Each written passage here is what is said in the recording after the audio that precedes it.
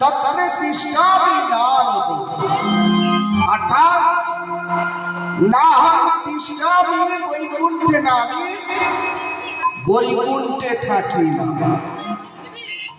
যদি হৃদয় না চায় আমি যদি হৃদয়ে বাস করি না।